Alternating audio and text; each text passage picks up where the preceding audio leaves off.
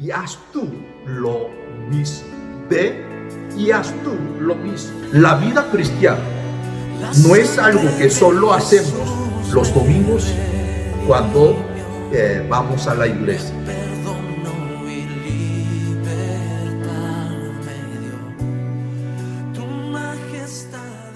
Dios le bendiga a todos los hermanos.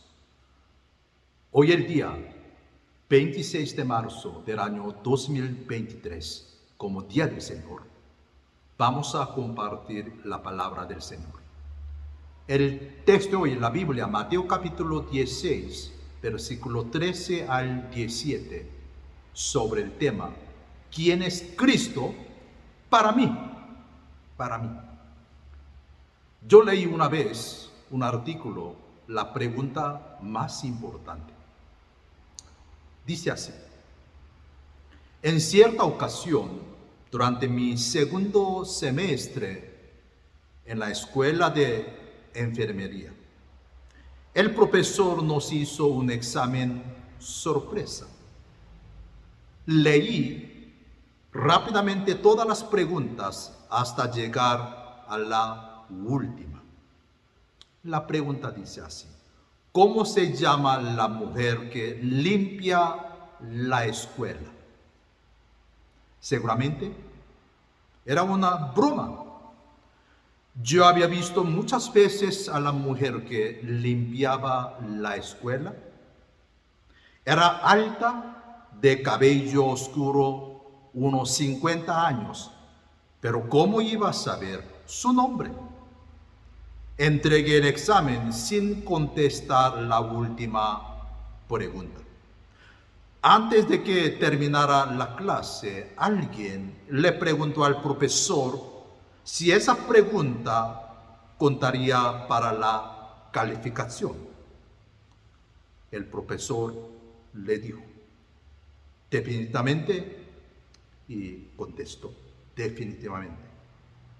Seguidamente el profesor le dijo, en sus carreras ustedes conocerán a muchas personas como enfermeras. Todas son importantes. Ellas merecen su atención y cuidado, aun si ustedes solo les sonríen y dicen hola. Así que finalmente esa muchacha dice así: nunca olvidé esa lección y supe luego que su nombre era Dorsey. Todos somos importantes. Ese es un curso acelerado de relación y relaciones humanas en el trabajo. ¿Qué le parece a ustedes? Mire aquí el texto. ¿Quién dicen los hombres que es el Hijo del Hombre?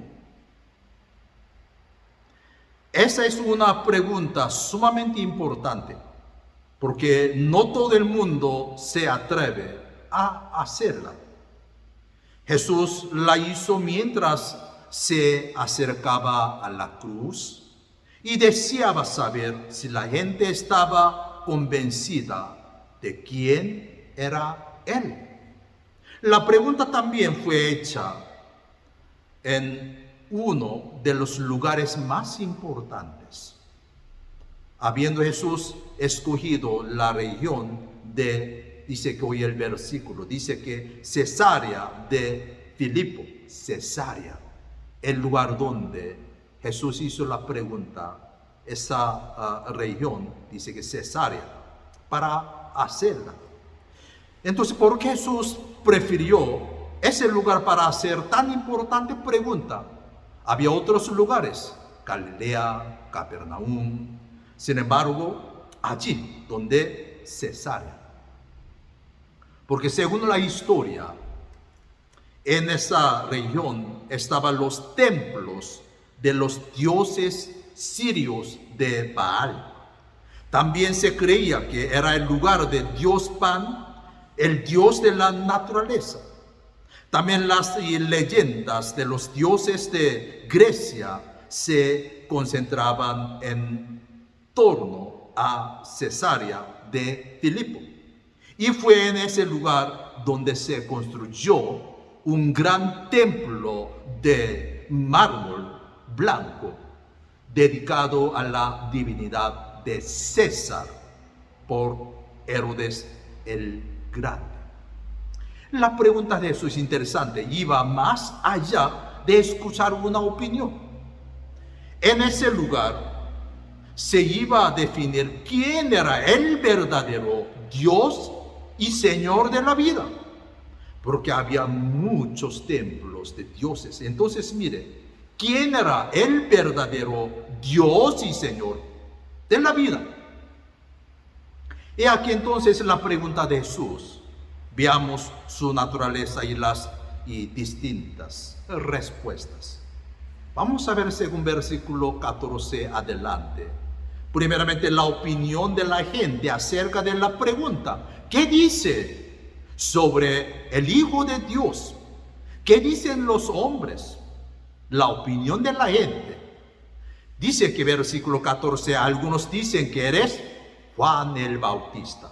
Ya nosotros sabemos quién era él. Estas personas sabían bastante acerca de Juan el Bautista. Algunos seguramente habían sido sus seguidores después de haber escuchado su predicación directa. Juan, pero nosotros sabemos, Juan solo preparó a los hombres para recibir el reino de Dios en su corazón. De hecho, ese fue el mensaje: ya arrepentíos y convertíos, porque el reino de los cielos se ha acercado. Él predicaba. Pero el reino de los cielos traído por Cristo, no por Juan el Bautista. Traído por Cristo. Para el mundo fue hecho a través de su ministerio, muerte y resurrección. Alguien también dice que, según versículo 14, Elías. La profecía del libro de Malaquías 4:5 estaba en el ambiente.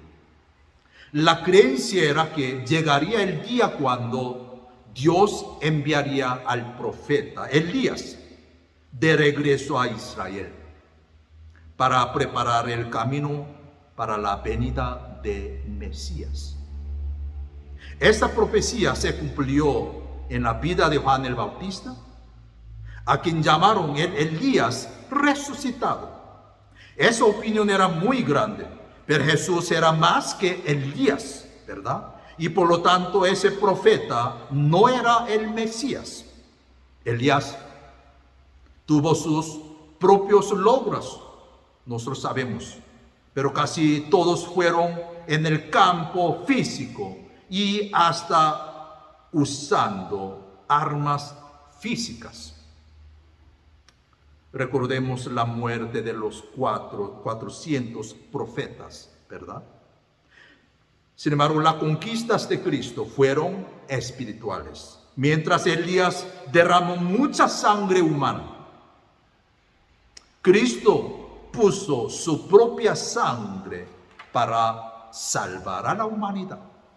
Elías al final mostró un carácter débil al huir de la malvada Jezabel, porque Jezabel quería matarlo. Él tenía miedo, mientras que Cristo no temió morir, sino que enfrentó la cruz sin ninguna vacilación. Ciertamente Jesús no era Elías, aunque se parecía. Mire, también dice que 14, algunos dicen que eres Jeremías. Me llama la atención que a Jesús no lo compararon con alguien más de los grandes líderes de Israel, como Moisés, el conquistador Josué o el victorioso David. La comparación se hizo en relación con los profetas. Por eso también se mencionó aquí Jeremías. ¿Por qué Jeremías? ¿Ustedes han pensado alguna vez? ¿Por qué Jeremías? Porque Jeremías, al igual que Jesús, fue un hombre que predicó la palabra de Dios con toda su verdad y con autoridad. Ambos hablaron de ella sin vergüenza y sufrieron por su causa. Es verdad, Jeremías también por la palabra, él sufría. Ambos denunciaron la maldad y corrupción de su día. Y ambos fueron perseguidos y sufrieron injustamente. Pero, ¿era Jesús como Jeremías? Pues no. Porque si bien ambos tenían características parecidas, al final Jeremías fue eso, un profeta. Ciertamente él profetizó la llegada de un nuevo pacto a través de los cuales los hombres obtendrían el perdón de sus pecados. Sin embargo, Jesús llegó a ser el cumplimiento de ese nuevo pacto cuando derramó su sangre por todos nosotros. Gracias a Dios. Por eso la semana que viene adelante, primera semana de abril, nosotros todos los días caminaremos participando culto madrugada. Aquí como la gente pensaba acerca de él. Entonces mire, en todo esto vemos que Jesús no fue algunos de los profetas como la gente pensaba acerca de él. Mire, interesante. Seguidamente, versículo 15 adelante, ya ahora Jesús hizo otra pregunta, la pregunta directa. La revelación que originó la pregunta. ¿Y vosotros? ¿Y ustedes? ¿Quién decís que soy yo? ¿Quién decís que soy yo? Soy yo. Preguntando a sus discípulos directos. Las respuestas anteriores de la gente revelaban una válida opinión acerca de Jesús. Compararlo con esos grandes hombres de Dios no estuvo mal. Pero Jesús quiere saber algo más ahora. Estaba bien la opinión externa, pero ¿cuál era la opinión de su grupo íntimo, de sus discípulos? Desconocemos cómo en realidad reaccionaron todos en ese momento. Jesús hizo la pregunta, ¿quién decís que soy yo? Había trabajado 3 años muy de cerca con todos ellos y quería asegurarse de no haber perdido su tiempo. La opinión de ellos determinaría el futuro de su misión. Con esa pregunta, Jesús les está diciendo, me importa lo que la gente opine de mí, pero más me importa la opinión de ustedes. ¿Quién decide que soy yo? Mire aquí versículo 16. Inmediatamente Pedro. Tú eres el Cristo, el Hijo de Dios viviente. Después de algún momento de silencio entre todos, alguien debería tomar la palabra.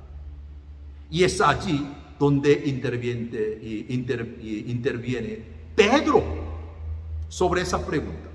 La definición de Pedro era la correcta, la ajustada a la naturaleza de Jesús. Interesante. Hoy nosotros leímos el libro de Mateo, pero los 3 evangélicos nos dan su versión de la confesión de Pedro. Por ejemplo, hoy el texto de Mateo nos dice que tú eres el Cristo, el Hijo de Dios viviente. Lo expresado por Marcos 8:29 dice que es más breve. Tú eres el Cristo. Mientras que Lucas lo resume diciendo, tú eres el Cristo de Dios. Todas estas versiones nos ayudan a ver la más grande confesión hecha a la persona de Cristo. Por un lado, Pedro habla de Cristo, el Mesías esperado. La palabra Cristo, nosotros sabemos, traduce ungido. Por lo tanto, Jesucristo fue reconocido de esta manera y así comenzó su ministerio. Por lo tanto, Jesús no era un profeta, sino el esperado por todos, el Mesías en hebreo, ¿verdad? Mesías en hebreo. Y Cristo en griego. Mismo, sin embargo, Mesías en hebreo y Cristo en griego. No sabemos lo que Cristo dijo de esas otras opiniones, pero vemos cómo calificó esta respuesta. Inmediatamente, versículo 16, Jesús, ¿qué le dio a Pedro? Bienaventurado eres, Simón, hijo de Jonás. La calificación de Jesús llamado a Pedro, bienaventurado. Ustedes y usted se imagina entonces, si Dios no le hubiera revelado a Pedro esa confesión, ¿cuál habría sido su respuesta? ¿Quién es Cristo?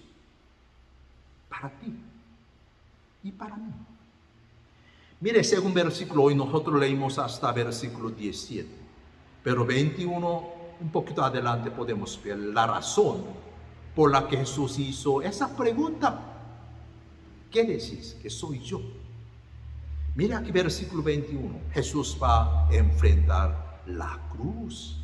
Estaba diciendo qué va a suceder. No fue sorpresa oír hablar a Jesús de su muerte en el mismo pasaje donde se habló de su divinidad, según la confesión de Pedro. Sus palabras fueron claramente expuestas. Aquí podemos ver que le era necesario ir a Jerusalén y padecer mucho de los ancianos. Dice que padecer mucho. Su ida a Jerusalén para morir era en realidad locura. Pero este era el único camino para la salvación. Los profetas mencionados por el pueblo fueron muy buenos, pero ninguno de ellos podía salvarnos, porque eran pecadores. Sin embargo, Cristo era el Cordero de Dios. Cordero de Dios. Y por lo tanto, su sentencia estaba echada. Por eso, mire, versículo 21 adelante podemos ver, hay 3 palabras de sufrimiento mencionadas por Jesús al llegar a Jerusalén. 3 verbos podemos ver: padecer, morir y resucitar. Padecer, morir y resucitar. Su última visita a Jerusalén no era turística, sino para morir y salvar a la humanidad, salvar a nosotros. Mira, aquí a Jesús le interesa la opinión que tengas de Él. Ese finalmente es el cordero, el corazón de ese texto. La opinión de la gente fue dicha, la opinión de los apóstoles también. Pero ahora la pregunta es, ¿qué opinas tú de Jesús? Jesús dejó claro en ese lugar que Él no solo era un buen profeta o un Mesías Salvador, sino también el Señor de la vida, el Señor de nuestra vida. Mucha de la gente allí seguía a Jesús por las señales hechas, por el pan que les había dado, ¿verdad? O porque era un líder revolucionario con poderes para derrotar a los romanos. Entonces, hoy pasa lo mismo. Muchos quienes aún Jesús, buena gente, para ser rescatados de las consecuencias eternas del pecado. Pero allí no termina todo. Parte del paquete incluye recibirlo como Salvador, recibirlo como Señor de nuestras vidas. Amén, ¿verdad? Conocen a Jesús que una vez recibieron como el Salvador, pero viven sin un propósito muchas veces. Bien pueden hablar de Él como el Señor, pero siguen siendo gobernados por su propio estilo de vida. ¿Cuál es la opinión que tenemos de Jesús? Si eres mi Señor, porque no me rindo totalmente de Él, totalmente a Él. Si eres el Señor, porque sigo viviendo una vida sin frutos y sin victorias, hermanos. ¿Qué dicen nuevamente los hombres acerca del Hijo del Hombre? Por supuesto, si esta pregunta se la hiciéramos a la gente de hoy, la respuesta sería muy variada en realidad. Mira que en aquel tiempo la gente común dio su opinión comparándolo con Juan el Bautista, Elías, Jeremías o alguno de los profetas. Mientras que los apóstoles dirigidos por Pedro dijeron: tú eres el Cristo, el Hijo del viviente. La pregunta entonces para nosotros será: ¿quién es Cristo para mí? Hermanos, para ustedes, ¿quién es Cristo? Mi respuesta determinará la vida que finalmente llevaré. Si Jesús no es el Señor de mi vida, hermanos, seguramente otros señores la estarán gobernando. Así que, hermanos, gracias a Dios, nuestro Señor Jesucristo es mi Salvador. Dios le bendiga a todos.